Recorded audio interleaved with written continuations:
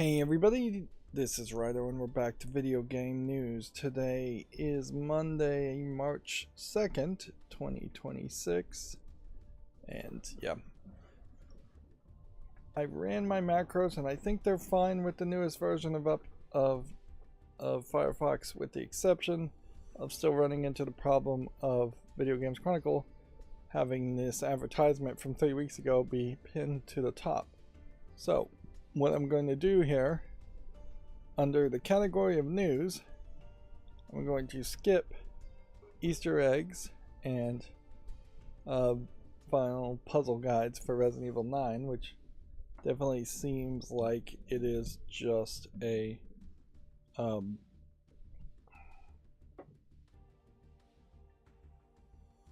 works.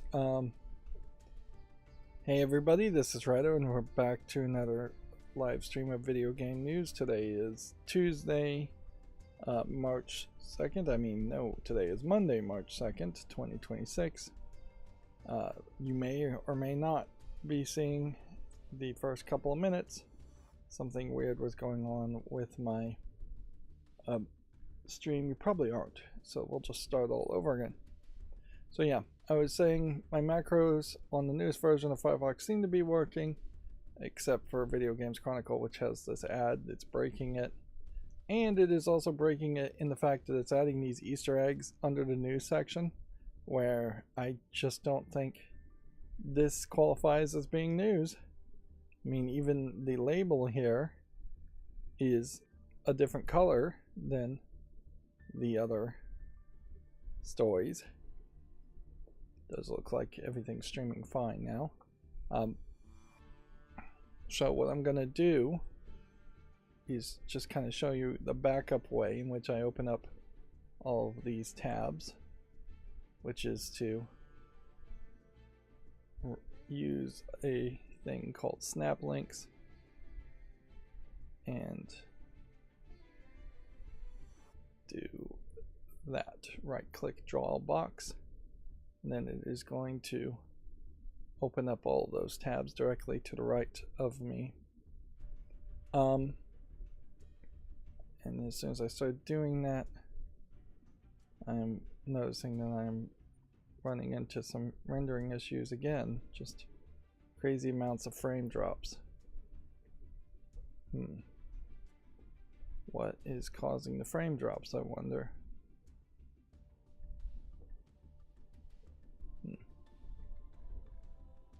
Something is running in the background. We're gonna have to just live with it, because the next thing would be to just fully reboot my computer, and I just don't want to deal with that. In fact, before I do anything else, let me make sure I'm even streaming, because I also don't want to sit here for several hours and end up realizing that I'm talking to myself, even if that does happen fairly often on YouTube.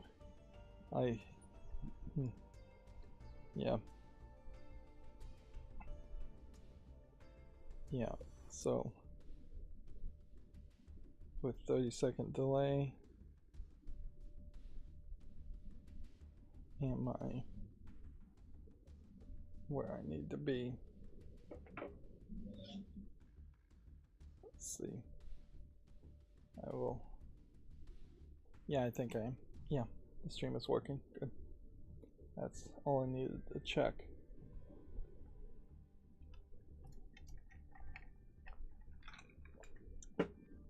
So yeah, there's not even that many news articles today from Video Games Chronicles. It didn't even go all the way down to the first page. But that's not the first thing we're going to deal with. We will get into the actual news a little bit later. Let's do things in the order that I normally do them in and look at the 24-hour peak concurrent. So yeah, Resident Evil Requiem is in the number 4 spot. So a lot of people are playing it, to say the least. We typically do not see that happen for even huge brand new games, unless they are multiplayer games and have a lot of money and advertising behind them, more than even Resident Evil would have. But I suppose we also are in a bit of a drought. No, we're in a very, very heavy drought as far as new games go. Enough to actually push people into playing horror games, where clearly there is at least a small percentage of the audience that are playing horror games here when they are not knowing what to expect. And yeah, either people are advertising by saying Resident Evil Requiem is too scary, or Resident Evil Requiem is just too scary. Which, yeah, I can believe that we may hit and have hit just the pinnacle of what a casual gamer wants in the level of horror and realism in horror games. And we may very well also have hit the pinnacle, or are approaching the pinnacle, of what is feasibly and reasonably achievable as far as having things look realistic.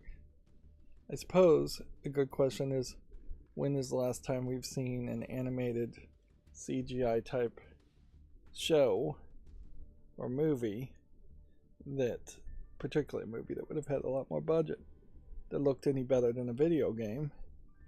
I think that's been a long time now.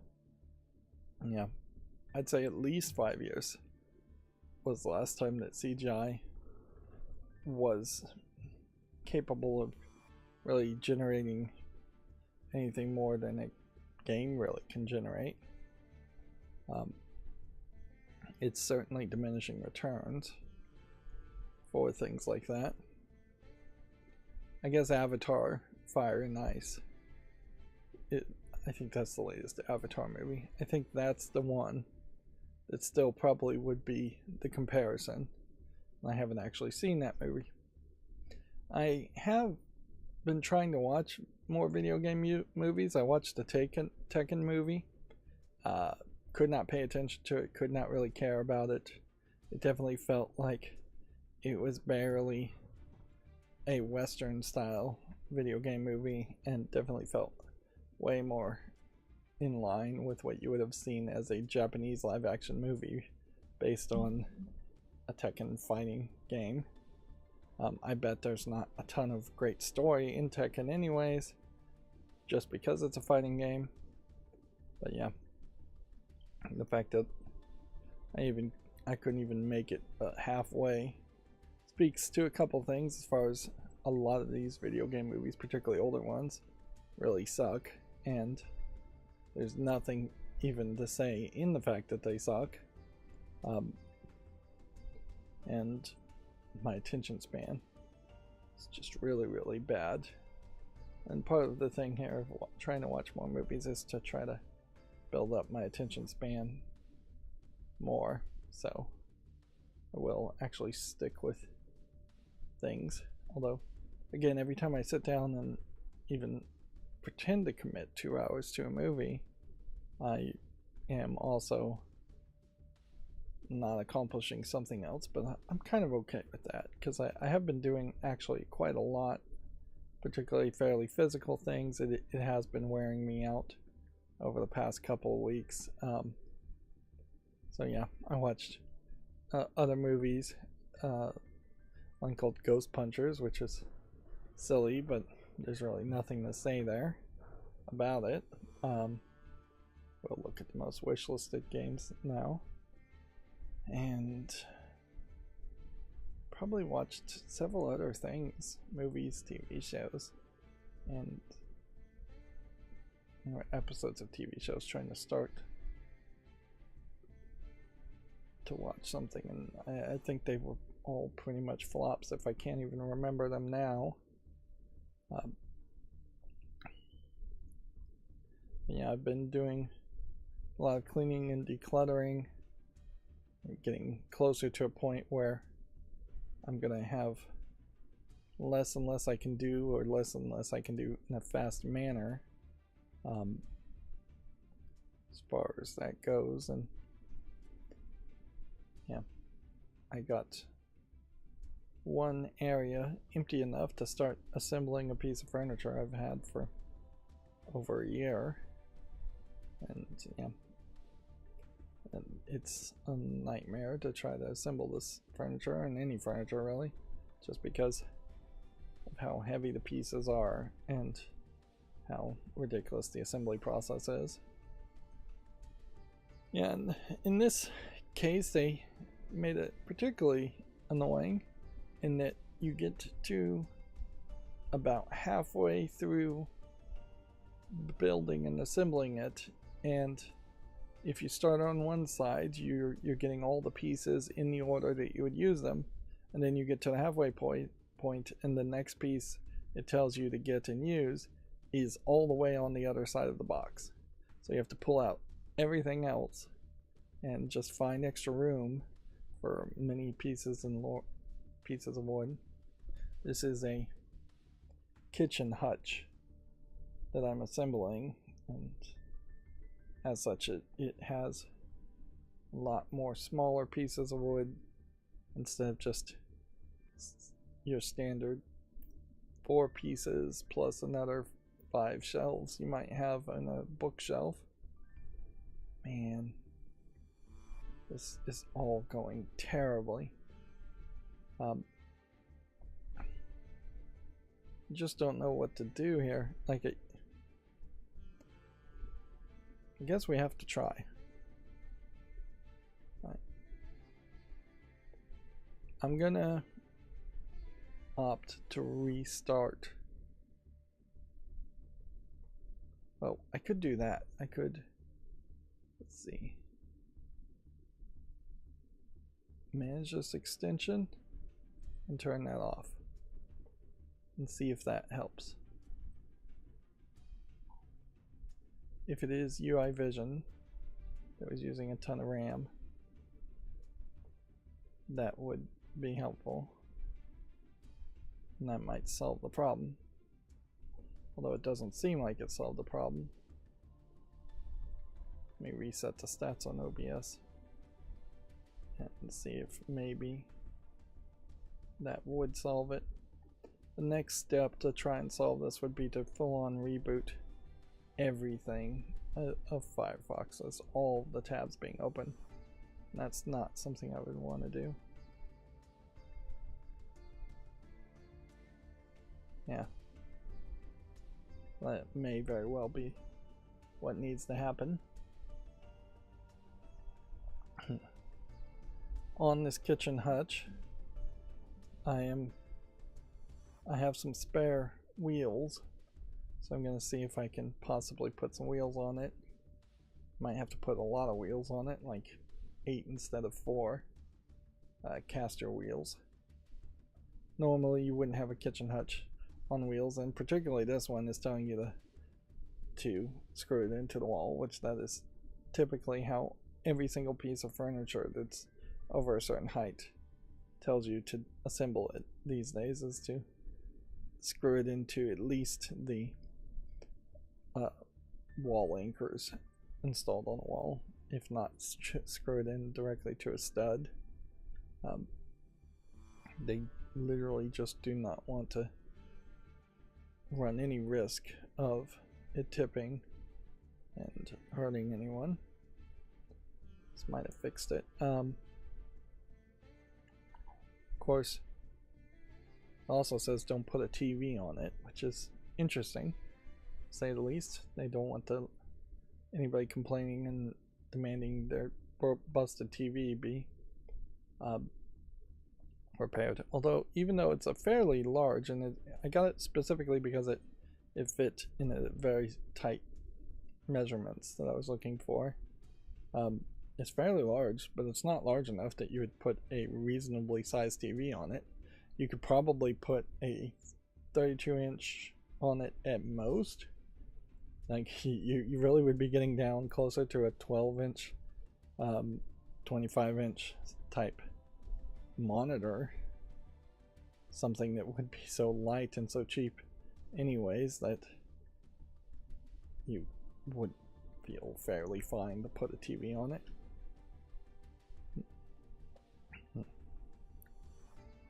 But yeah. And it's going to require a 2-man lift certainly on this TV hutch, to put the top half on the bottom half, and so I am going to eventually need someone to help me with that. I'll have to, and that really won't be that too big of a problem, but it does create a situation where I will assemble the two parts of the furniture, and then that free area which I had will allow me to move on to the next piece of furniture, which I have probably about, oh, I'd say 7 or 8 pieces of furniture that could be assembled.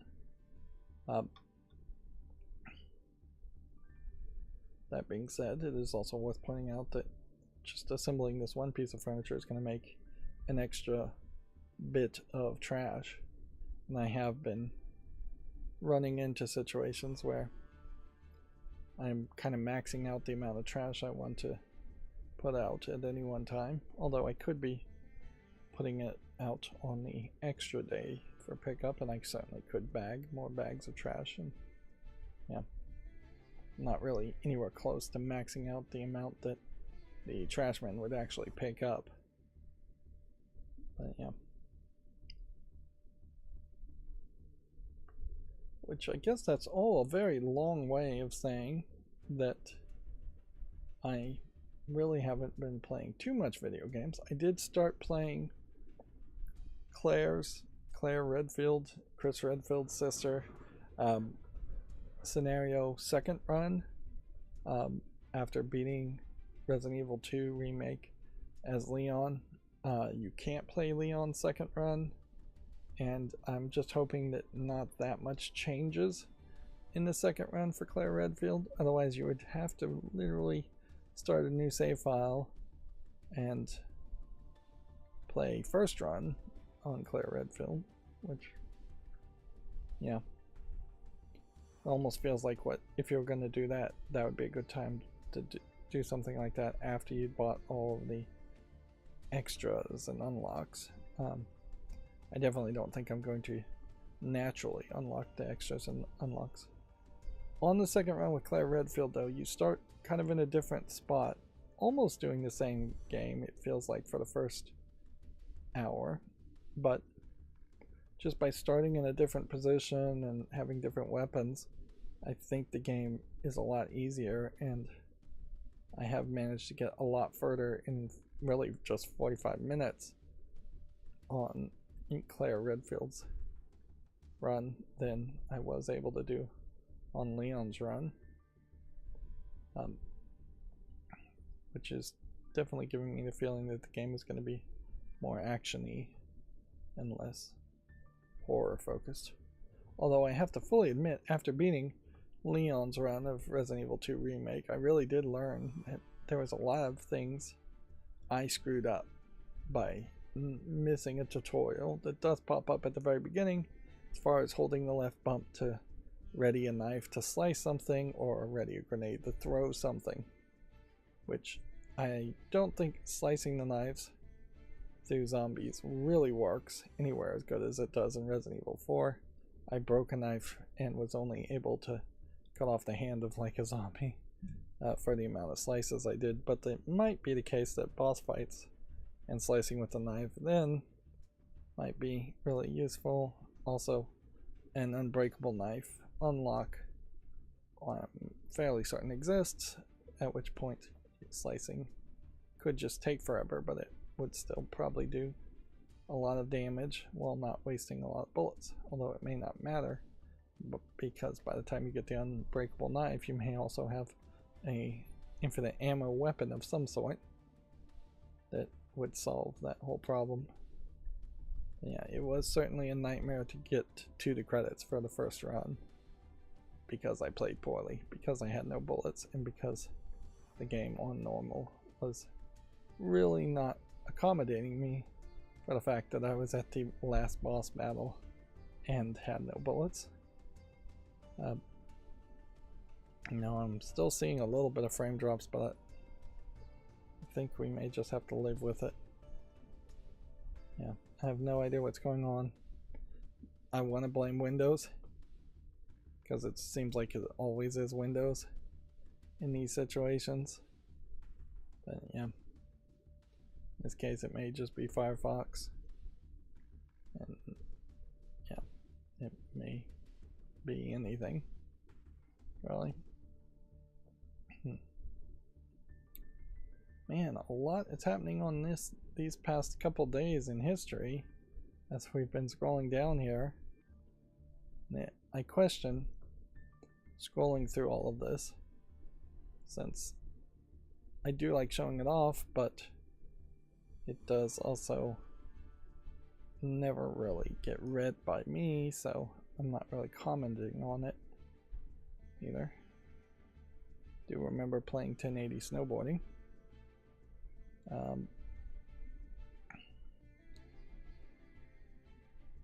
Yeah, I don't know if I have even too much more warm-up stuff to talk about. It's very much not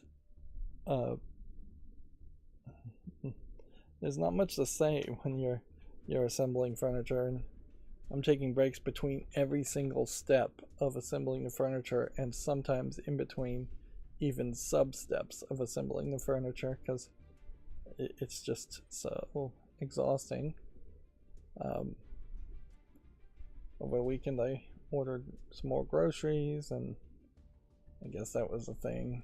And now that I am in March, I'm hoping my water bill has been calculated and the sewage fee has been recalculated. So I am now drawing the line and going to start doing a lot more laundry and a lot more dishes and cleaning. Things that would just cost water, use water. And I am looking around my house to find a tool I need. It's a pipe expanding tool. It's kind of a weird thing, but I need it for the irrigation system I built to attach a new tube to it, and I want to do that before I go and turn on my sprinkler system. Now I have been spending about 20 minutes or so outside over the weekend trying to get my smart bird feeder to actually charge up itself on the solar panel. The plug was just not plugged in well enough, and yeah, it was kind of a mess to get it to figure that out and get it to work. In the end, I went out there with plugs, plugged them into outlets, and just tried to check to make sure that it was getting power from the outlet at the very least to reduce the possibilities. And I still really haven't finished everything I need to do outside as far as trying to attract birds, because I need to move the solar panel for the bird bath to probably look across one direction. In a weird way, it's going to be that the bird bath is going to have its pump recirculating water during, I think, the mornings, and then the bird feeder is going to get its battery recharged during the evenings.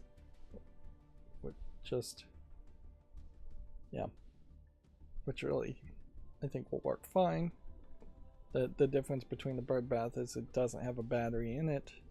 It could benefit from that, and I would say anything that's going to be recharged by a solar panel probably should have a battery built into it. But in this case, this weird bird bath with a water pump on it would probably go through any kind of battery extremely quickly. Yeah, it basically needs a battery and a timer set up on it where it comes on for like 1 minute or 5 minutes every hour, not just constantly on. Or ideally, since it is a bird bath that has a float in it to autofill, there might even be an argument to charge off the water flowing itself, but that probably wouldn't work.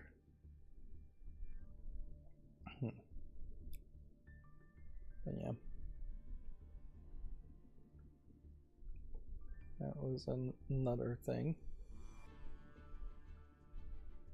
Yeah, some of the cleaning and decluttering stuff I'm doing is just happening really fast. In part because I'm paying to have it happen fast and getting help, but yeah. Oh, I kind of wanted it to happen fast, but also I wasn't really expecting it to happen that fast. So now I have like a mostly empty shed that I didn't think was going to be empty for this year at least, and now there is a real reason to potentially have it cleaned up, maybe insulated. If it had plumbing, it could straight up be a mother-in-law suite or a decent office. You could insulate it, and it could be a detached office, certainly, but I don't think it's really worth doing that instead of having it as a storage shed or workshop type shed. It still needs to be cleaned up and insulated, but yeah, at most I think I would just put a mini split air conditioner in it after it's insulated for a workshop. I don't think I would, yeah, it would be crazy to try to add plumbing to it so it would have a bathroom. And frankly, yeah, it would be too small for even like a mother-in-law suite to try and put a bed and a closet in it. But yeah, I wasn't expecting that to happen anywhere as fast as it was going to happen. Yeah, at some point here I might be hiring a lot of tradesmen, repairmen, handymen, and paying through the nose to have things that do need to be fixed earlier than I thought, but whatever. Oh, I also am in the process of putting smart door locks on, smart door handles on all of my doors. I got a couple of them done, and I have a couple more to do. The model I chose to stick with, it's not 100% perfect, I would say, for a Tuya Bluetooth smart door lock. It has still a really ridiculous setup for if you're going to use it in a bathroom. And I don't know if I can really program around it. I think the real solution is just going to be I'm going to have an NFC tag hanging around the handle, and the door will auto lock. But if anybody needs to get in there for an emergency or anything, you just tap the NFC tag there. Certainly that's what you do for like parties. But yeah, it doesn't work great for day-to-day usage, but it matches all the other door handles, and that's the point there. It actually doesn't even match the hinges, so there is definitely an argument to removing and replacing all the hinges also. But yeah, probably won't adopt that idea. Still playing Pokemon TCG Pocket. I saw one of the new Pokemon that is in this game, and boy is it unimpressive as far as the character design. But I kind of feel like that's the case for most Pokemon, even of the original 151 Pokemon. There really is probably only a dozen Pokemon that are that interesting. Sure, they've been around for a long time. They've gotten other variants and versions of themselves for a lot of them, but yeah. If you actually asked me to name the original 150 Pokemon, I would probably name a dozen, and those would be the dozen that were the most interesting to me, and probably most people.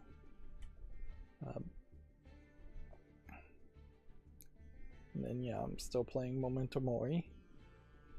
They've got nothing too special going on right now, just a new character.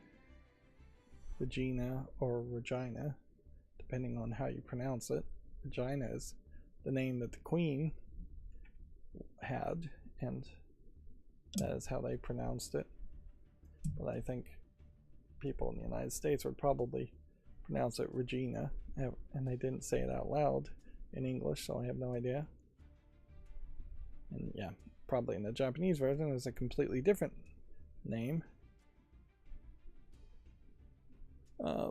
So yeah, 19 out of 44 achievements. It says the total playtime is 90 hours now. That's just because I've left the game running, obviously. I don't think I'm going to get all the achievements unless I unlock all the unlocks and then also play like with every character really fast to get like an S-ranked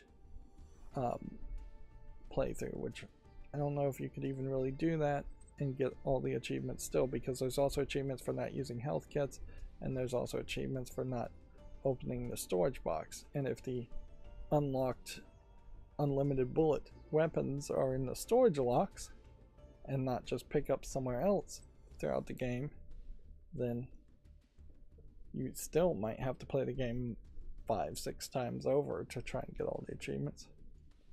Yeah. And I don't think most people did that. Let's look at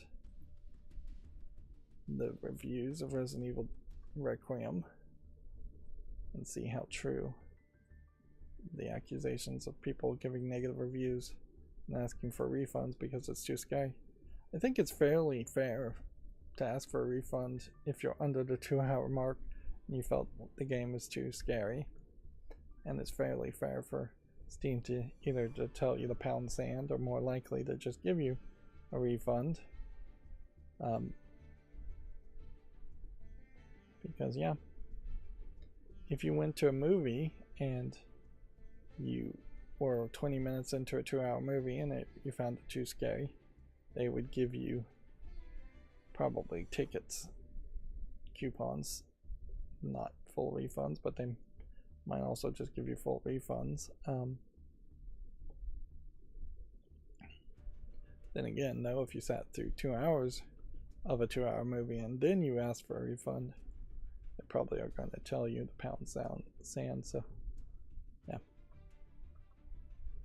and I bet there's slightly fewer people these days willing to ask for refunds in the first place, since it has been certainly demonized quite a bit.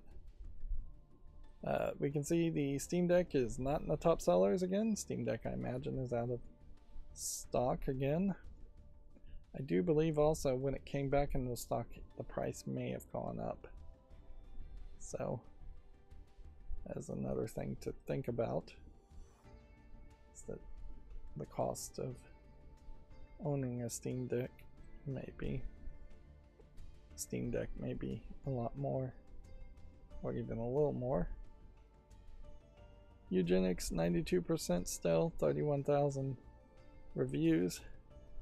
And yeah, this is probably the last time I'll be able to talk about Eugenics, and at least until we start to think about maybe a Game of the Year conversation, because I suspect it is just going to be consistently reviewed high. 24-hour peak here is at 83,000 players. Lots of people still playing it.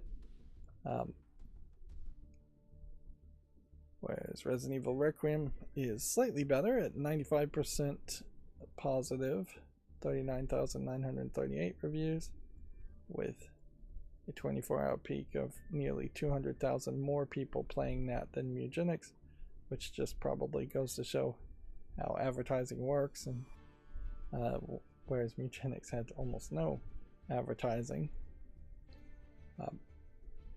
But yeah, if there are negative reviews, they aren't really affecting the overall state. I do have to say though, if this is the pinnacle of hyper-realistic graphics, and this is too scary for most, I am saddened by that. And maybe it will just take a few more years and maybe another generation of people to demand even more hyper-realistic graphics. But yeah, this doesn't look like the real world to me by any means. like, which I guess maybe just also points out that I'm still very capable of separating fiction from fact, and that's, I guess, good for me. But yeah, I mean, this just feels animated to me, though. Maybe in movement it feels more realistic, and maybe you don't pay as much attention when you're actually playing the game, but yeah, this is nowhere close to me thinking that this is like AI, or thinking that this is possibly real footage, based on this screenshot at least. Yep, no refurb Steam Decks in stock, and seems like people on the Steam Deck are still playing Eugenics a little bit more than Resident Evil Requiem, which might very well be a case of Resident Evil Requiem having a higher level of graphics and people just wanting to play that on their main PC, or possibly it just not running as smooth as Eugenics might. See, that all crashed. Suppose that is one thing, is that some of these scripts definitely aren't working as well as they should be. And I did say on Friday's stream that I should spend the weekend programming more scripts and getting away from UI Vision, but also if I had done that, then the Violent Monkey scripts probably need some optimization and polish too. And yeah, I'm just hoping that one of these tabs very quickly here gets closed, and then the frames per second issue stops being an issue. But I don't know why it would be an issue in the first place, unless it was just a RAM thing, which probably is a RAM thing. Might also be the case that it's starting to get a little bit warmer. So I don't know, having moved my computer around, maybe I'm not getting as much cooling as I need to get. That is also something to at least think about. Alright, well, that's going to bring us to the Video Games Chronicle articles. Let's go through them. Pokemon Fire Red and Leaf Green on Nintendo Switch lets players claim previously event-only items. The Mystic Ticket and the Aurora Ticket could previously only be attained in person. I would assume, based on a screenshot, that the Mystic Ticket and Aurora Ticket let you catch or see these Pokemon. I bet you can only see them. Although, I'm not sure. Ho-Oh and Lugia, I believe that's the name, were in red or green. And then I have no idea who this Pokemon is.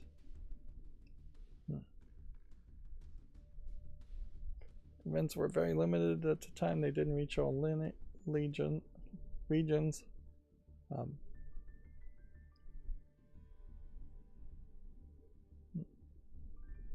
Defeat the Elite Four and enter the Hall of Fame. Once the player has done this, both items will be added to the inventory, meaning they can access these events. These events allow players to catch Lugia, Ho-Oh, and Dio XYS, which I assume is that one. These Pokemon can be shiny hunted, meaning these games are now some of the only ways to shiny hunt these Pokemons. I never was that into Pokemon in the first place, but the idea of shinies in the game sounds awful as far as just grinding. As later appearances often saw them being shiny locked, meaning they can never appear in their shiny form. Interesting. So I guess if you want those shinies, you have to do it this way. And maybe that's part of their sales pitch, to charge $20 for a game that should have been included in the subscription service. Let's see. Moving on, Bluepoint reportedly had a Bloodborne remake pitch rejected by FromSoft. A former exec previously suggested he wanted to remake Bloodborne itself. there definitely amongst the fandom has been a lot of desire and talk for a Bloodborne remake.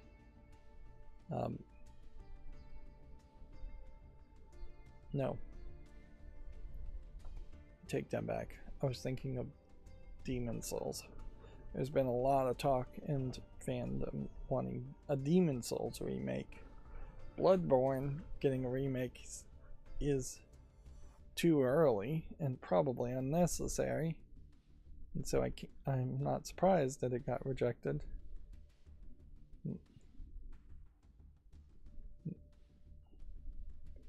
But yeah, guess we'll leave it at that. Sony's Santa Monica studio is working on a new franchise within the God of War universe. Former employee reveals alleged future God of War universe project. They said in the Friday stream, I believe, it would be silly to have a game called God of War and then have the boy play as the protagonist and have Kratos just not show up in the story or show up only in flashbacks. And that's exactly what this feels like. Otherwise, I couldn't even name any other characters in the God of War reboot games. There's probably some bad guy characters, but I couldn't even name them. So yeah, I don't know how you make something in the God of War universe without Kratos, unless you're going to make a character that's not a Spartan or some other Spartan. And perhaps that's what that side-scrolling prequel game is trying to do, is introduce a character to replace Kratos for some reason.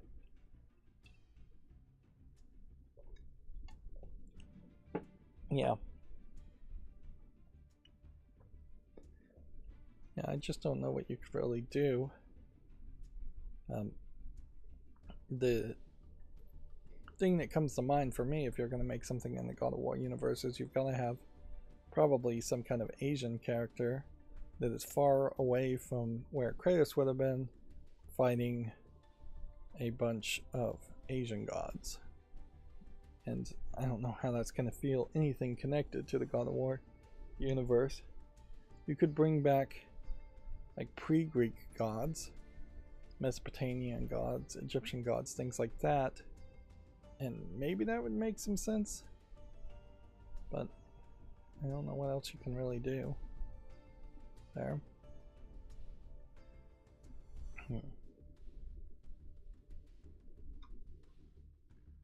Let's see. Resident Evil Requiem currently has the highest user score of all time on Metacritic. Capcom's latest survival horror entry appears to be an initial hit with fans.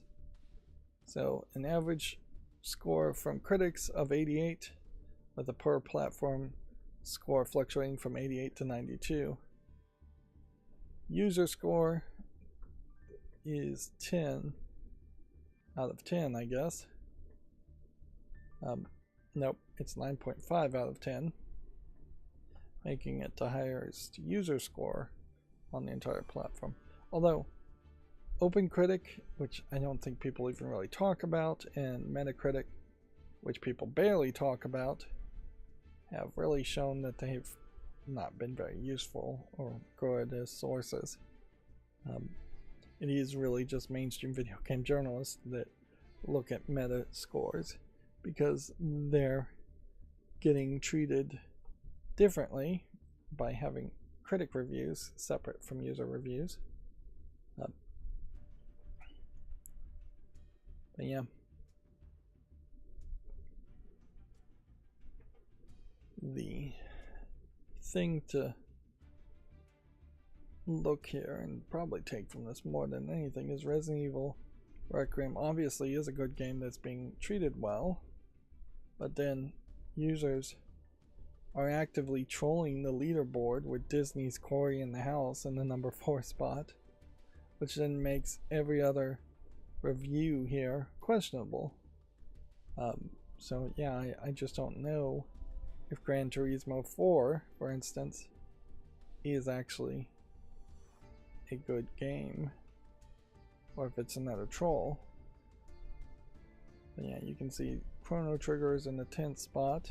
Heroes of Might and Magic 3, I believe, is in the 11th spot. and then a different variation on The Witcher 3. Some version of it is separated from this one. It's also Silent Hill 2 and then Silent Hill 2. Something is being separated out. And I would also point out this whole system of reviewing things from across all times is not very helpful. Anyways, like, maybe if you were brand new to gaming, you might go to a list like this and try and play these games, but you're going to have a very, very different time playing Silent Hill 2 from 2001 compared to playing The Witcher 3 or Chrono Trigger or Clair Obscur or Metal Gear Solid. These aren't even categorized by different categories, which then if you were going to have the best top 10 horror games, that would be a little bit more helpful when comparing it to Resident Evil games. It also, I think, is somewhat of a sad statement that it's kind of obvious that Resident Evil Requiem and Resident Evil games have figured out the formula as far as horror-based video games, in that 50% of the time at least you are actually just an overpowered action hero shooting zombies, and it's not really about the scariness of the experience and the horror of it. People just cannot put up with a purely horrific game. Even the Hellraiser game, Hellraiser Revival, that's coming out, very obviously is going to have a lot more action in it than what you would expect from, or what you would have seen in like the Hellraiser movies, particularly like the first one. Let's see, March's new video games. Here's every big release this month. Pokopia, Marathon, Monster Hunter Stories 3, and more arrive in March. I don't think they're going to give you a particularly great list. And this isn't too bad as a way to look at this.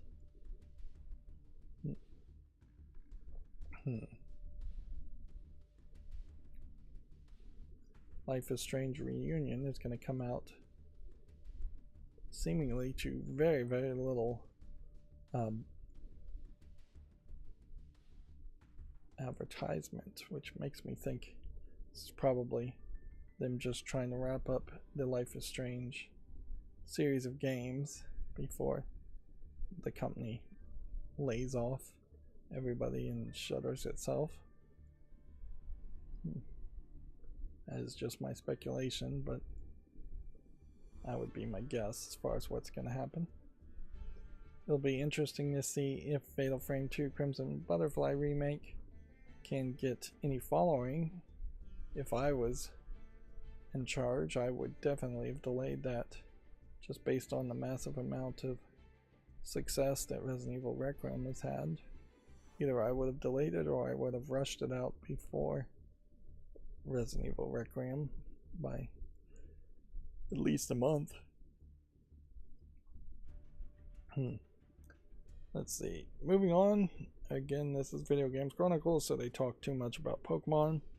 Pokemon fans are taunting scalpers on an auction site after news that sold out limited edition Pikachu plush is returning. Fans are posting fake troll listings and commenting on existing listings.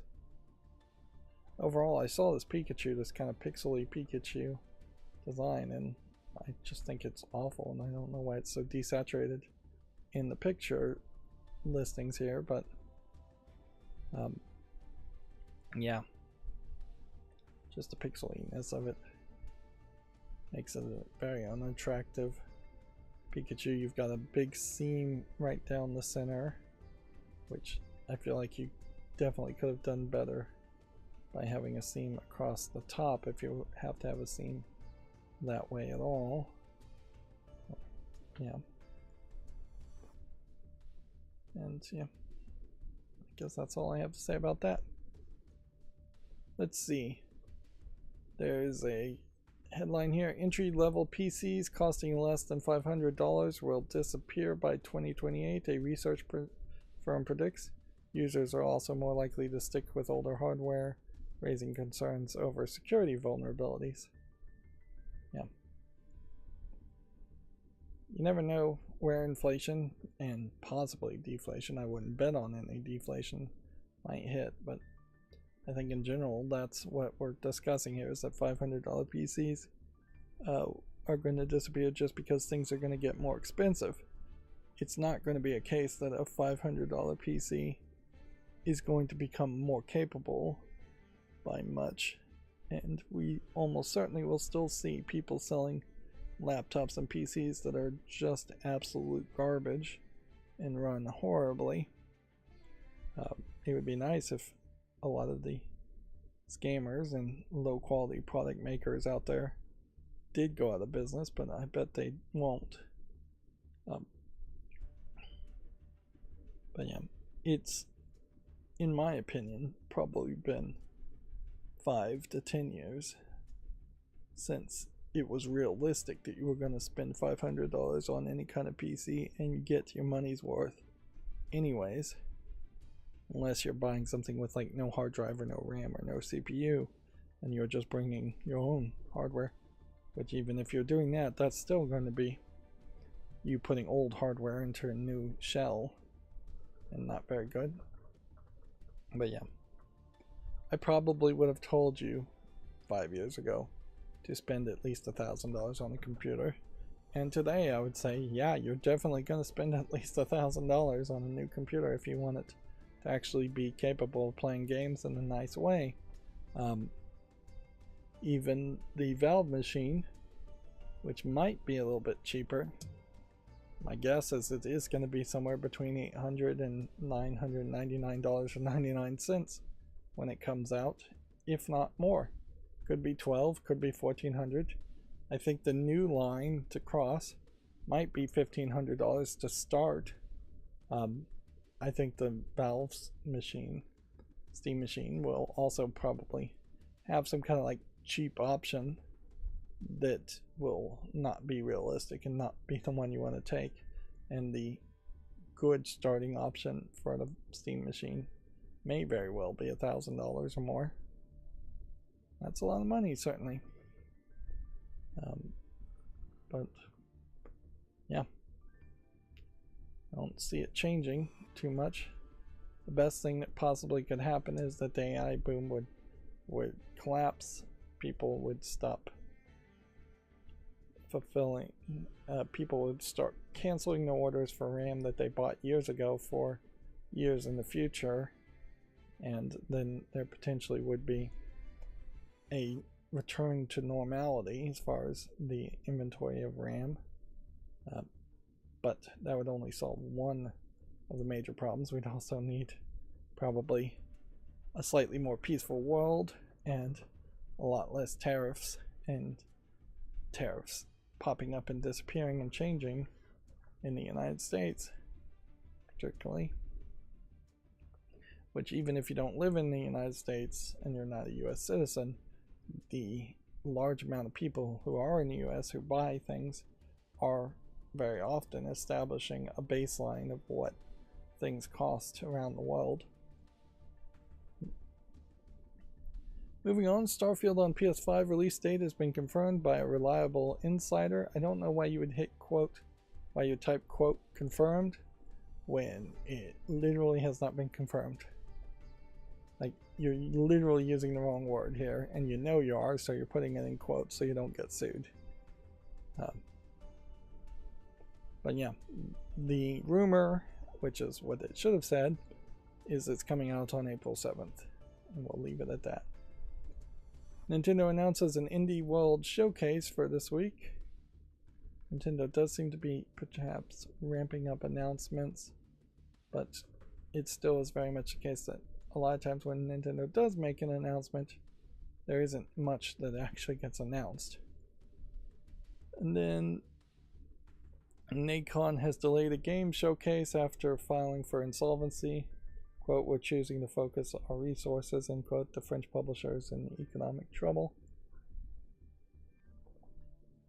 I imagine it might hurt them in court, certainly, if they had a game showcase showing off games that they were still selling or games that they were planning on selling, as they're trying to get permission from the French government to lay off people due to the strong labor laws of France. Moving on to the Gematsu articles. Same story, Nacon Connect 2026 has been postponed to May, no longer coming out March 4th. Nintendo Indie World Showcase set for March 3rd. Starfield, here's the right way to put this, rumor Starfield coming to the PS5 on April 7th. We can see that Starfield is 59% positive of 388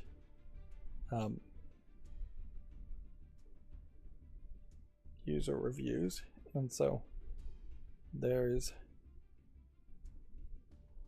a real question there, certainly, as far as why even bother to try to bring it out to a new console. Although it may be the case that Bethesda bringing it to a new console will have some updates that maybe get back ported into the PC version, but I don't think that's going to help by much. And I'm just dropping frames like crazy and it's distracting me. Although I'm having a perfectly fine time, I know the recording and the streaming is probably going horribly. Moonlight Peaks launches July 7th for the Switch 1 and 2 and PC. This is a farming sim vampire type game. Interesting kind of twist to it, certainly. Looks like it's got like a card mini game, which I'm still not really sure. I think people should make card mini games, but any farming sim, any kind of secondary gameplay mechanic probably would be welcome by me, just to get away from the boring farming aspects. Japanese game releases, Marathon, Pokemon Pokopia, and more. These are specifically coming out in Japan. And yeah, only 2 physical games this week, where there is a fairly long list here of digital, or physical and digital games. This game docked.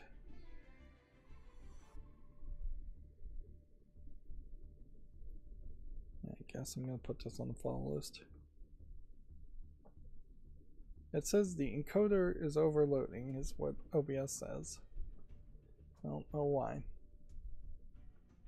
Arknight's Infield version 1.1 update, Old Deep Water dies by rising tide, it is denied. Launches March 12th. Yeah.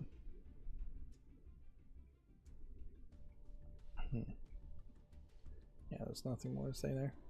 And I guess today in particular, I really am not going to watch any trailers. It seems like it would be kind of a waste of time. I want to just rush through today's stream due to the frame drop situation. I saw a review for this Esoteric Ebb. I didn't really pay enough attention to think one way or another about it. It sounds like it's a fine game, but I really didn't hear anything that caught my attention too much. Let's see. Is it supposed to be pronounced Kinky? Kinky? Yeah, I don't know any other way to pronounce it other than Kinky. Spiritual Affairs Bureau is coming to the Switch 2 in 2026. Which, yeah. This is on Steam.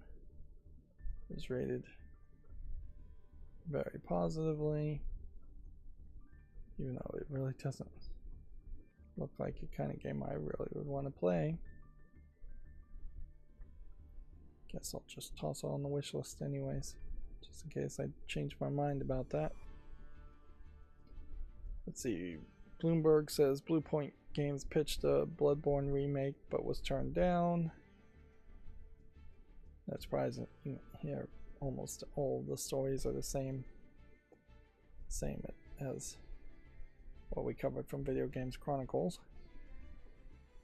Yeah, which definitely continues to make an argument that I could probably eliminate Video Games Chronicles as a news source and not have a real problem with it. Not really miss much. Until then, it's coming to the Xbox Series in 2026 alongside the DLC after images. Until then is overwhelmingly positive. Yeah. And that's going to bring us to Gaming on Linux, and we are only an hour into the stream, I think. So we are just kind of rushing through this fairly quickly. California law to require operating systems to check your age. There's been a lot of talk about this. The general idea, I think, is that all operating systems and app stores have to ask your age or get your age in some way and then signal the age to applications when they request it. So instead of it being a case where they make a law to force every single app developer to update their apps, particularly in Linux, that wouldn't happen. They have made a law to just make there be child accounts versus adult accounts when you log into an operating system. Here's the problem with that, is how you go about doing that is very questionable on Linux. How do you prevent somebody from forking Linux specifically to remove that functionality? Inherently, I think they're going to have a really hard time finding anybody to even persecute or prosecute who doesn't follow this law.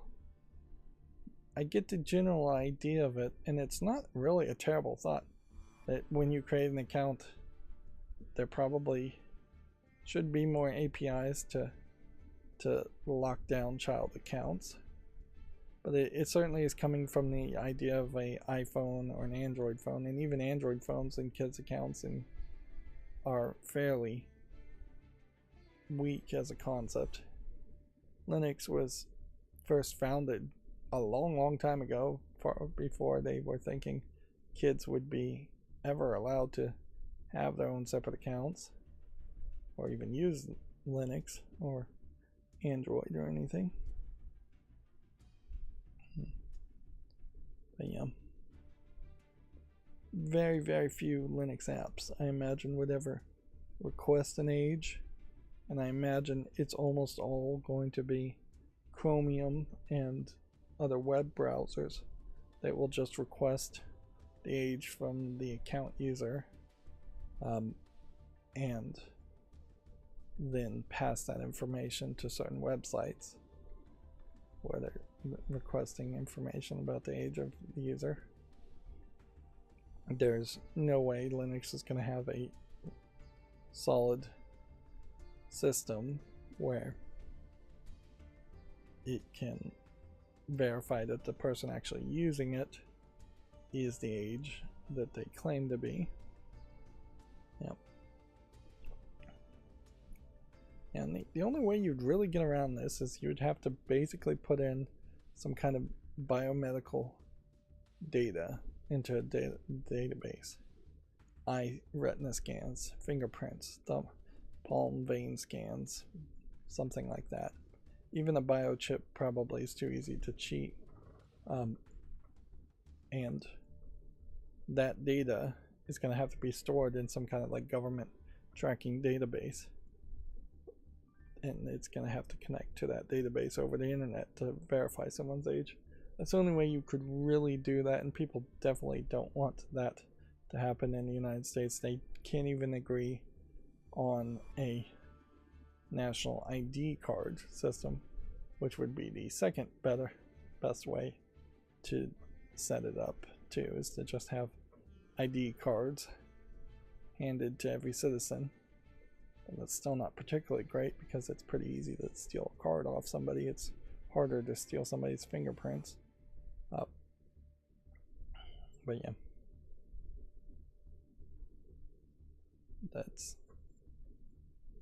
this is one of the many kinds of laws that get made and then really can't be enforced. and may very well violate some part of the Constitution. Freedom of expression, for instance. If your artistic expression is developing a version of Linux, making an argument that that freedom of expression gets trumped by a law to verify the age of the users could be, that kind of argument could be made, but it's going to be fought in the courts. Moving on, Steam Input DB is a new site to help you find Steam input configurations for your gamepads. I'm not sure if that's really necessary, but depends, I imagine, how much, what gamepads you're using, if you have multiple or if you just have one that's more obscure. Speaking of which, I saw another slick deals for the PlayStation accessibility controller. So it's down to like $31 now. Definitely seems to me like they are trying to get rid of them.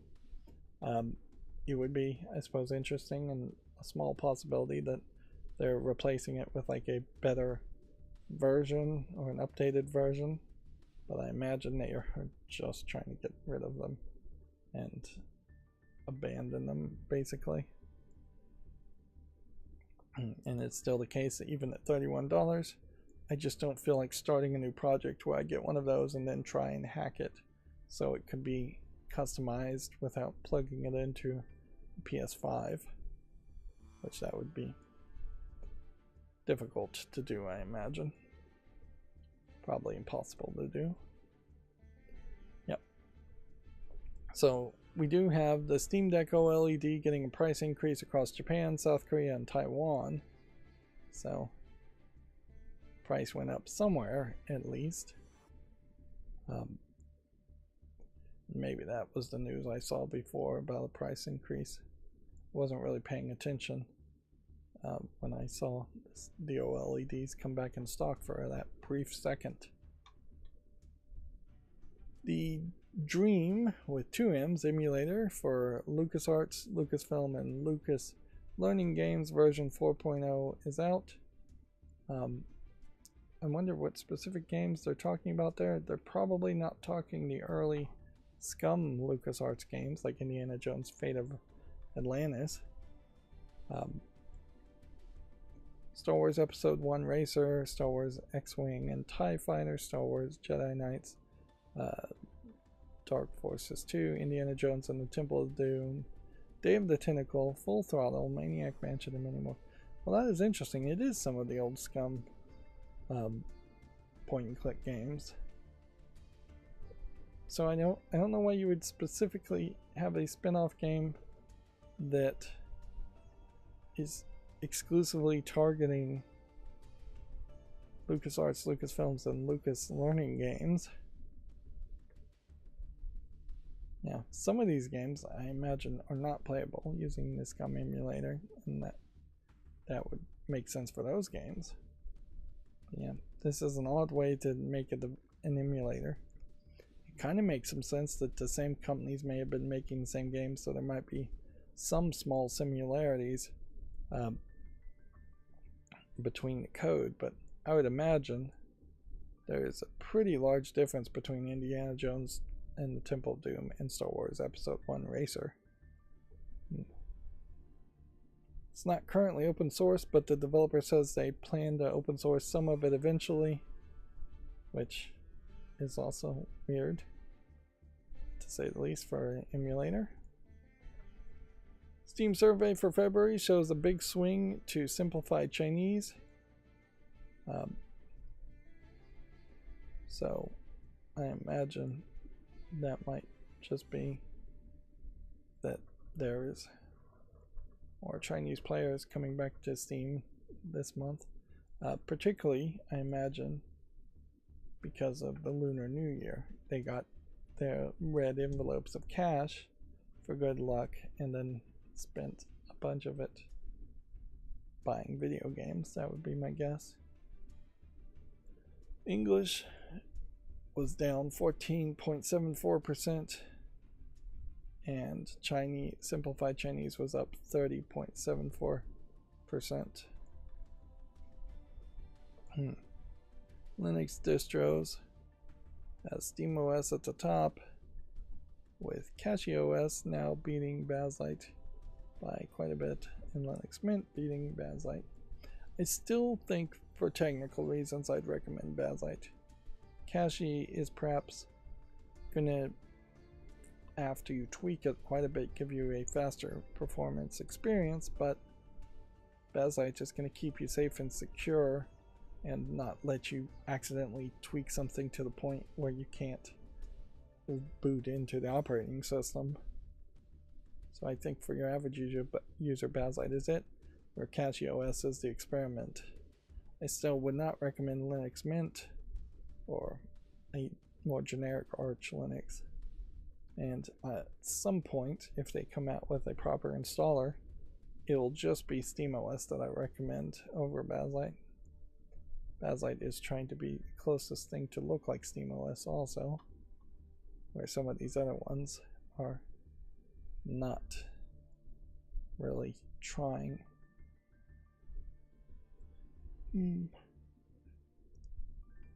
Yeah, I want to be generous to this game and give it a chance, but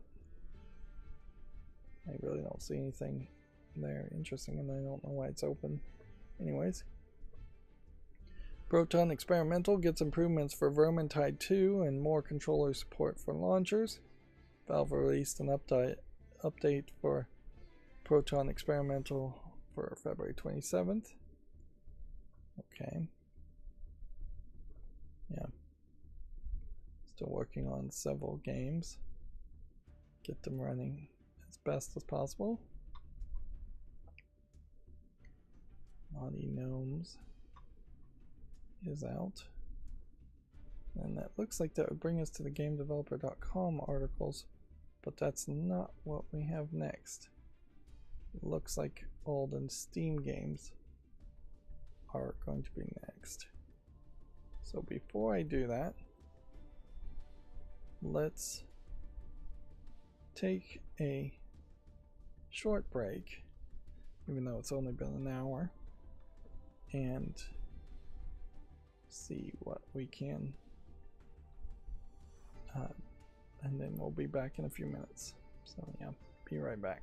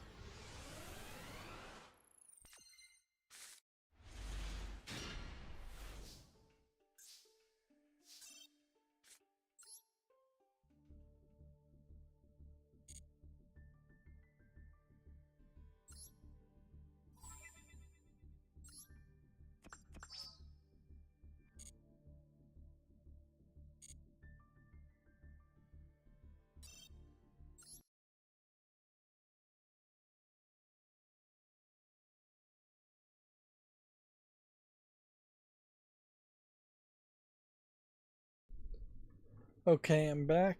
You may notice that the music is not playing in the background anymore. I have opted to close Yu-Gi-Oh! Master Duel just to see if that helps a little bit. Yu-Gi-Oh! Did update, so it would be interesting, certainly, if that was the problem. I doubt it is, however. So yeah, it says we're going to go through the GameDeveloper.com articles. Really, we're going to just be going through everything on Steam that's come out. So it is going to be the standard thing of, unless I've dealt with it before, I will evaluate a game. If I'm really interested in it, I'll put it on the follow list. Actually, if I barely have any interest at all, I'll put it on the following list. Otherwise, I will leave the tab open to make a YouTube short, or at least pretend like I'm going to make a YouTube short in the future by swiping this way. However, if for a reason I don't need to make a YouTube short or don't want to, I will swipe this way and it will close the tab. And that weirdly took us back a couple spots, I think. Yeah. Everything is a Crab is the next game that we actually do have to evaluate. Don't see anything there. Legacy of Kane Defiance. Apparently the checkbox isn't checked, although I don't know. I mean, I pretty well should assume that this checkbox is not accurate and that my whole system here is fairly broken. But yeah, I'll try again. So yeah, this is a Gaming on Linux article. City Skylines celebrates 11 years with lots of new content on the way. Which I tried to like City Skylines, but that was a game from a few years ago that I couldn't even read on the screen on my monitor just because the UI wasn't big enough. That might have been the first real hint that my eyesight was starting to go bad. But then I did also play for probably a year other games without really running into too many visual problems. But every now and then I was saying, yeah, I can't read that the UI is too small. Of course, I was also looking at the game on a TV from 10 to 8 feet away in most of those cases. Here are some of the most played demos on the Steam Next Fest February 2026 edition. Seems like it's an eclectic mix of games. That's about all I could really say from it. I can see the frame rates are still dropping. Burgerling game might be something. Playing as lawn gnomes. Marathon. I'll be very surprised if people actually play and like this game. I bet people play it, but I'd be surprised if people like it. Mirage 7 might be something. Although weirdly, there's a lot of screenshots of this protagonist lying down. Or maybe defeated, or maybe that's not even the protagonist. No, that's some kind of lizard thing. So just one of her lying down, which even that is one more than you normally would get. As far as animations of a character lying down, that almost never happens. Now, come to think of it, there could probably be a long list of just animations that either gamers would overlook and take for granted, or would not really recognize are extremely rare in video games. Like, obviously, the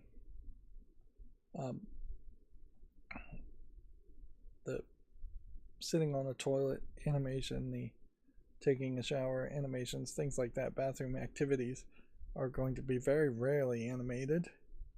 So, no surprise there, but yeah, sleeping, tripping, coughing, even just like awkwardly picking something up that they've dropped on the ground, dropping things on the ground, all of those types of animations are going to be exceedingly rare or possibly non-existent completely. Is this a VR game? Not sure. Doesn't say VR.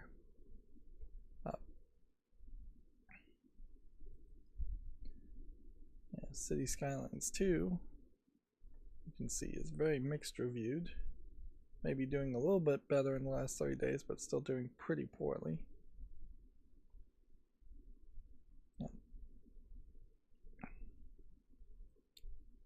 I did see someone mocapping what was allegedly a dance, is what they're calling it, for GTA 6, and it was a mocap actor basically doing a full-on stripper routine, it looked like, while still being in the mocap suit. And interestingly, the mocap suit that they were wearing, overwhelmingly positive for this game. You know what, fine, I'll just put it on the wish list, even though I still probably won't ever play it.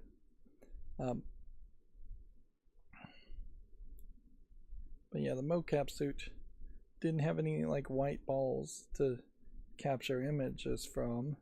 Instead, it looked like it had black, probably 6 degrees of freedom, 6-axis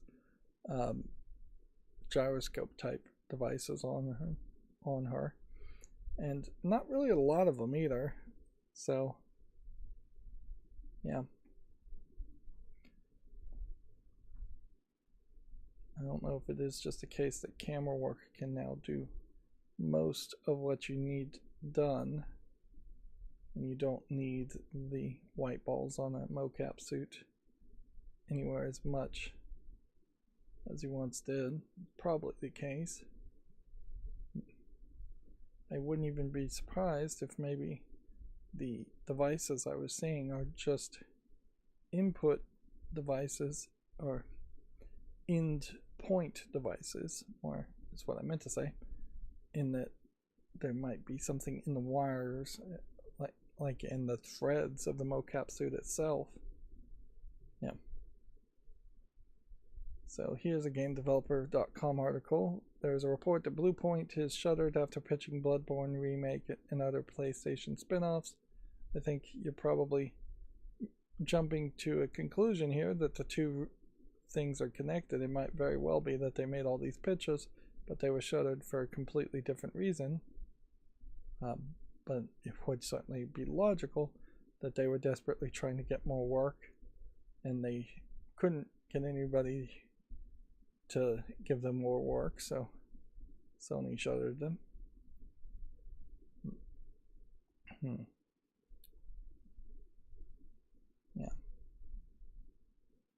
No Rest for the Wicked. Is this an early access? Yes, it is. It's from the creators of Ori and the Blind Forest, they say. But it's an early access, so I'm not going to put it on the wish list. Helldivers 2 is a multiplayer game. I'm getting a lot of games that are being mentioned that are not new games. Yeah. At some point I should play Hogwarts Legacy. Yeah, we are really getting a laundry list of really good games, a lot of which are already on my wish list. But not all of them, and not all of them are in my inventory either, so I don't know where these links are coming from that opened up all those games. Half-Brick Studios is cutting jobs in Australia. The Jetpack Joyride developer says it's attempting to navigate a challenging period. Isn't everyone? Here's the most played Steam Deck games for February 2026. So here is what happened. Every single one of these games here is linked to a Steam link page, and because of my Violent Monkey scripts, it opened every single one of those links. I'm going to hold on to that and work on that later so it doesn't do that next month. Somehow, I'll see what I can do, and I'll probably not work on that anytime soon. And this should bring us to all the new games on Steam, which we may not have actually seen anything new so far. Same general idea stands, that if I'm uninterested in it, I will swipe down. If I'm wanting to make a Steam Deck, not Steam Deck, a YouTube short, I will swipe to the right. If I'm really interested in it, I might put on the follow list. This almost looks like something. It kind of felt like this was that Severance basement work area. Yeah.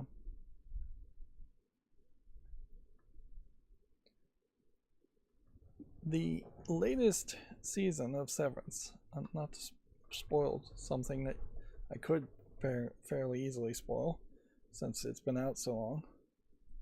I think the latest season though kind of undid the idea of that basement area being just weird for weirdness sake. Like, they gave you explanations as to the weirdness that they saw as far as why the goats were there in the first season, and they really, I don't recall, introduced anything that led to any further level of weirdness. But yeah, there's a pretty obvious pivot there in that they didn't want Severance just to be like the TV show Lost, where it was just mystery box and then introduce another mystery box and introduce another mystery box, or even a better version of that where they introduce mysteries and actually resolve the mysteries, but that introduces new mysteries. Instead, they wanted to, I think, tell more of a drama story. And the mysteries that are left with Severance are more about what is the nature of the world outside than the world inside the Severance floor. Which in that there's I think a better narrative to be told.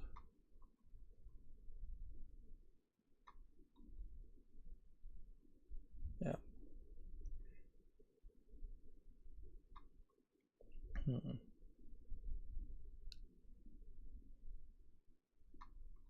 Let's see. Look at all of this weird scrambling text.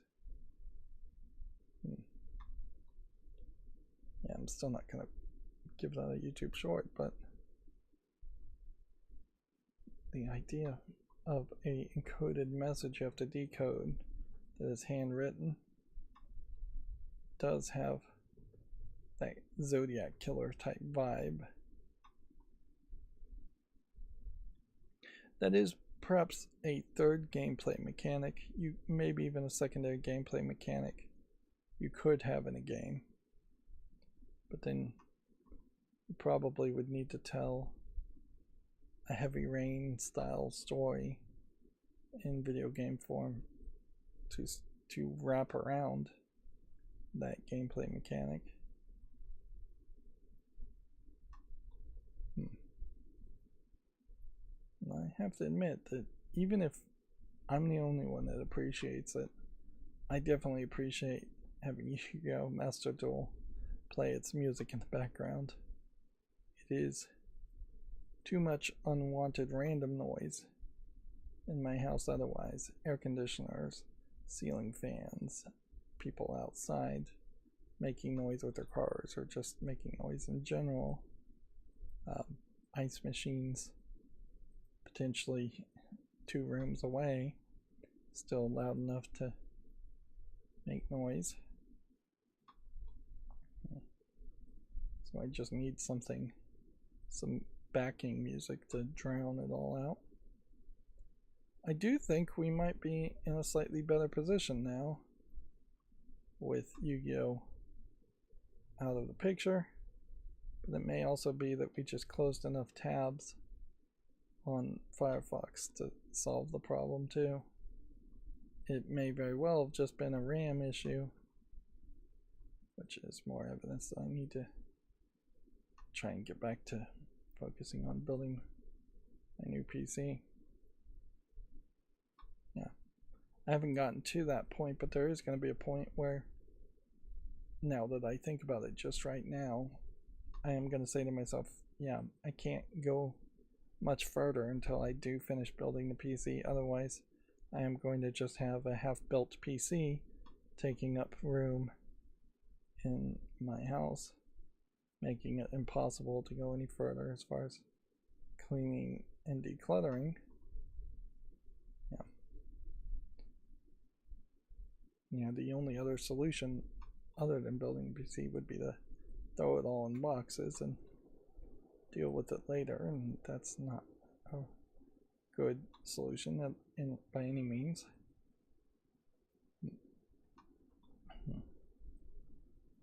Need to physically get the components together. I can see taking a lot longer to get the software going. But once I just have the physical components together and it up and running and know it's working, fingers crossed everything works, then definitely would take up less space.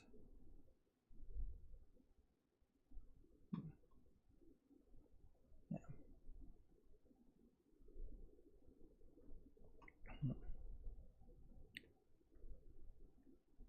Is that Jeff Gersman there? Oh, I guess not. I don't recognize any of these other faces.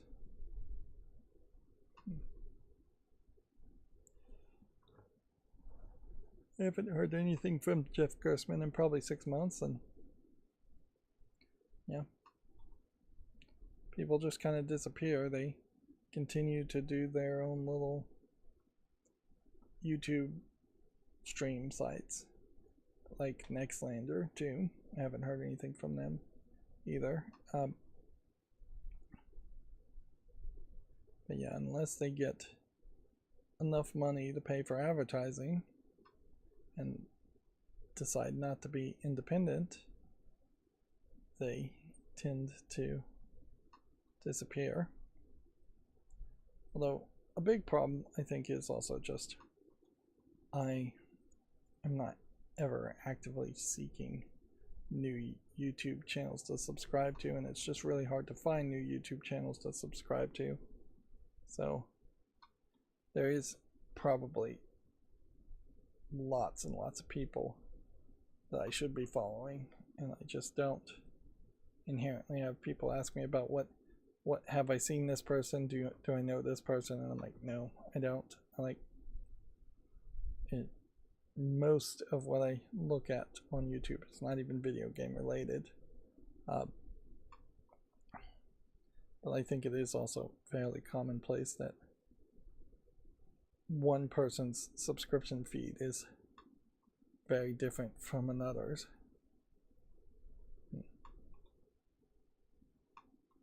And there's no telling when we are going to be just fully done. I don't know if I really love this art style, but I'll give it a chance. Yeah, I might run into 1 or 2 more listings, and that's it. Despite the pretty obvious increase in censorship on Steam, one of the adult game creators that's been around for like 30 years has just put out a game on Steam for the first time, which is interesting, I suppose. Yeah. With the exception of like DL site, though, there is no other place to really list your game, particularly if it's of a lewd nature. I will look at this game later off screen.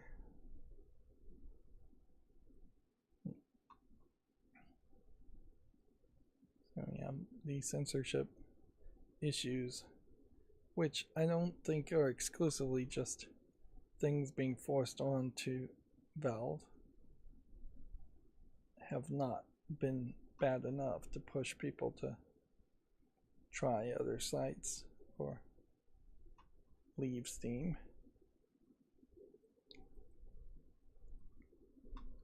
Which, yeah, a big problem there is certainly there's just too many fights being fought all at once, and people don't have enough energy to fight censorship fights while they're also fighting economic fights and other political fights.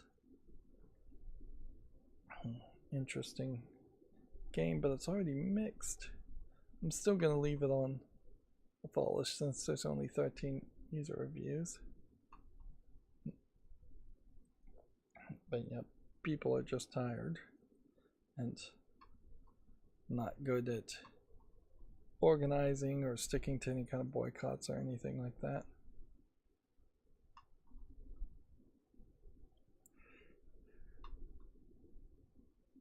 And then we have Stardew Valley being mentioned and Skyrim being mentioned for some reason.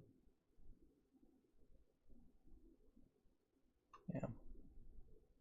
Vampire Survivors being mentioned. Haven't gone back to play that. I don't think I really would.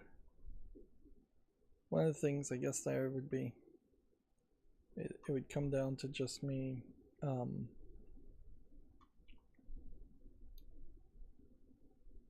I feel like there was a paintball game that was almost exactly the same as this that came out maybe a year ago, but maybe they just all looked the same.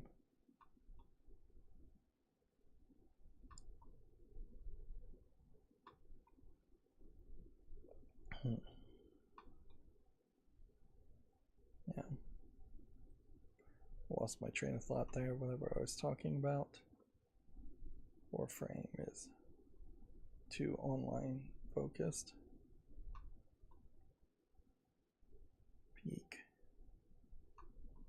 is too online focused. Is this an early access? Yes, it is.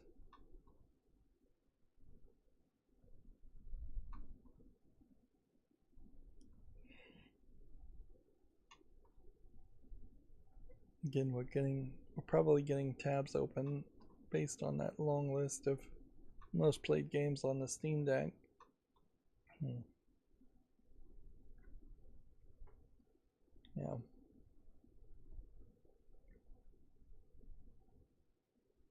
You know what I need to do? Like, this is a great idea. Is I can add, when opening these links via Violent Monkey script in the future, a bit of extra information. And if I add a bit of little extra information in the URL by just having a question mark, and then maybe you need an equal sign, and then a word, or maybe it's just a question mark and a word. Honestly, it might not matter. It might be a word, question mark word, and equal something. I'll figure that out, and that's how I do most JavaScript programming, is I forget how it's done and then have to learn it again. But yeah, if I added something to the links when they're opened as a secondary thing, as part of it being a Steam link on a news source, I could have it automatically then look for that and then decide if it's already on the wish list or the follow list and has a checkbox, and then if it is on the wish list or follow list and has a checkbox next to it, then it means I've already dealt with it, and then I could have the tab automatically close itself. Oh, I should mention this. Playing Resident Evil 2 Remake, the Ada Wong voice actress does not sound correct for the face model at all.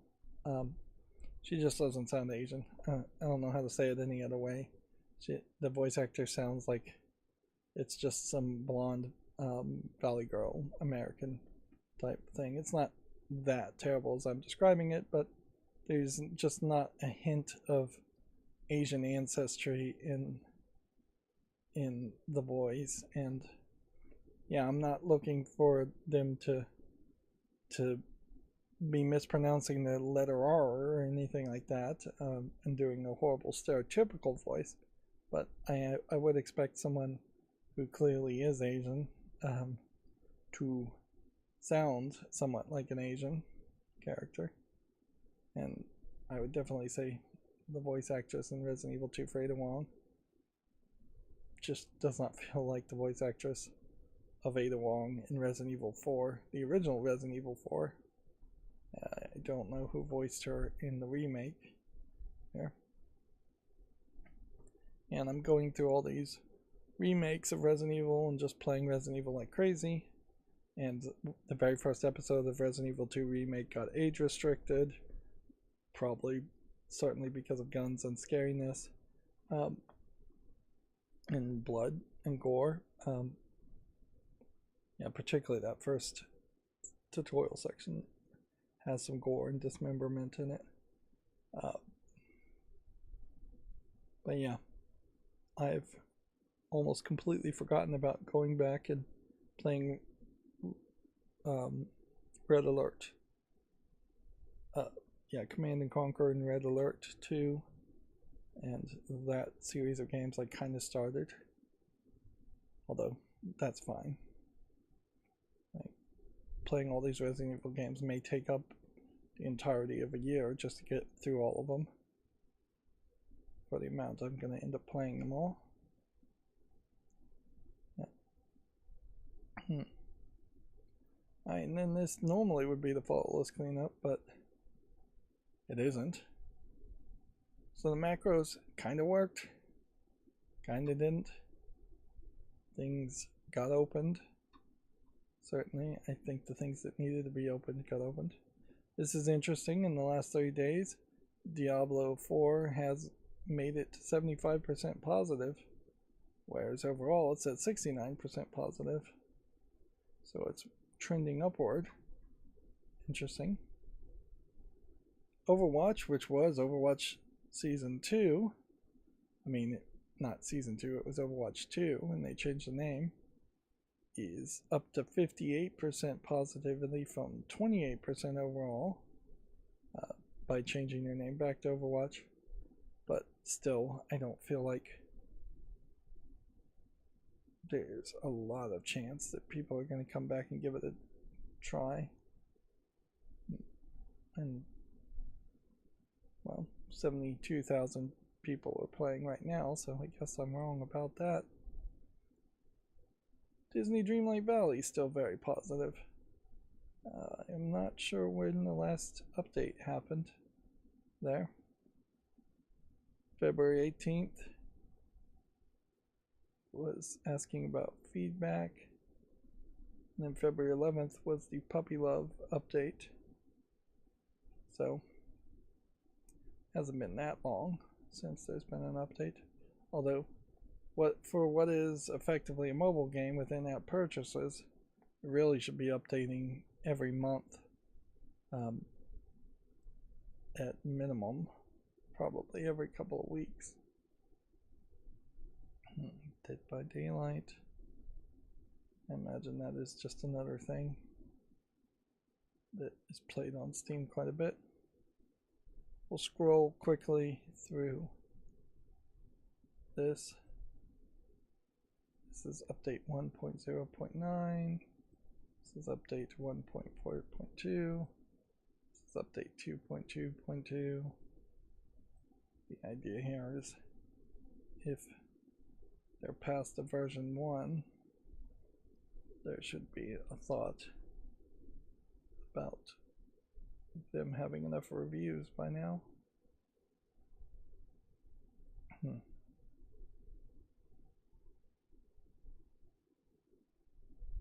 Pale Piper has 17 user reviews, but it's 94% positive. Came out February 4th, about a month ago. So give it more time. Sector Unknown is 78% in the last 30 days, 83% overall. Is it really a game I would want to play?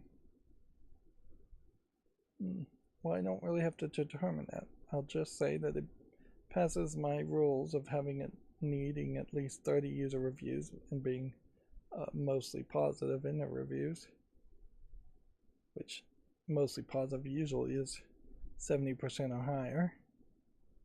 So I'll put that on the wish list. And I'm going to have to really reevaluate what I'm going to buy, if anything, next time there's game sales. Because one direction I was planning on going is not really working out as well. I think we can take this off the follow list just because I don't think I really would want to play this game. It is 108 user reviews, 87% positive, but it's also apparently not in English. That's another red flag I should look out for. Yeah.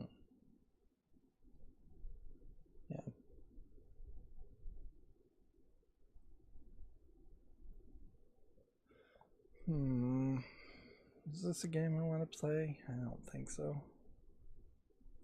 Take that off.